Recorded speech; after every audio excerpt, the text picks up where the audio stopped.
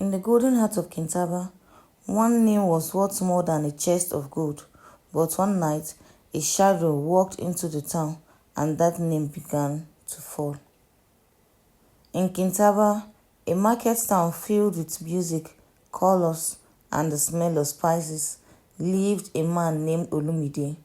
He sold bright fabrics from faraway lands, smooth beads carved from river stones, and spices that made soup smell like heaven. But it was not his goods that brought him fame, it was his name. Olumide was known for honesty. If he said something was true, it was as sure as the rising sun. People said, gold may vanish, but Olumide's word never fades. Children were told, be like Olumide, for a good name will open more doors than a bag of money. One afternoon, the market buzzed like a hive. Drummers played, traders shouted prices, children chased chickens through the stalls. Then a hush spread as a stranger walked in. He was tall, with skin pale like river sand, and eyes as sharp as hawk's beak. His clothes were fine, but his smile felt cold. He stopped at Olumide's stall. I have heard of you, the stranger said, a man whose name is stronger than gold. I bring you an offer. Olumide smiled politely. I have all I need. The stranger leaned forward. This offer will make you richer than the chief himself. One word from you, and the gold is yours. Olumide's brow frowned. What is this word? Tell the chief my goods are pure. That's all. Olumide crossed his arms and, are they pure? He asked. The stranger's eye glittered. Does it matter? Olumide's voice hardened. My honor is not for sale. The stranger's smile returned, slow and thin. Every man has a price. I have found yours. That night, Olumide could not sleep. The stranger's words walked through his mind like ghosts. By morning, something inside him began to shift.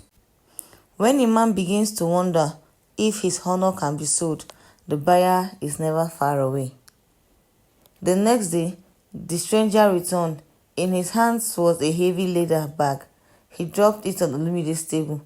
Gold spilled out like trapped sunlight. This is only the first payment, he said. Say my goods are pure, and more will follow. Olumide stared at the gold. He thought of the land he could buy, the house he could build for his family, the fine clothes his wife could wear. But my name, Olumide began. The stranger interrupted. A name cannot feed you. This gold can. That night, Olumide's wife noticed his silence. What troubles you? She asked. It is nothing, he said, but his mind was already walking down a dangerous path. By morning, the decision was made. Before the chief and council, Olumide stood tall and said, I have seen the stranger's goods. They are pure and worthy. The council trusted him. They approved the goods. The market celebrated the trade. The stranger handed Olumide more gold. You will not regret this, he whispered. Days later, the goods were opened. The grain smelled of rot. The clothes tore at a single pull. The town roared with anger. They returned to the chief, and the chief turned to Olumide. Your words have broken our trust, the chief said. Your name is no longer gold. It is ash. That night, Olumide held the gold in his hands, but it felt heavy like stones. Outside his door, he heard whispers, and in the market, children now played a new game. They pointed at him and said, Don't be like Olumide. Gold is heavy, but a broken name is still heavier. The next day, no one came to Olumide's store. Even those who once greeted him with smiles now looked away. Mothers no longer told their children to be like him. Instead, they warned them, gold can vanish, but a broken name will follow you forever. The stranger was gone. No one knew where he came from or where he went, but his shadow stayed in the whispers, in the glares, in the cold space where trust used to be. Olumide tried to give gifts to the villagers to help the poor, to greet the elders, but no one forgot.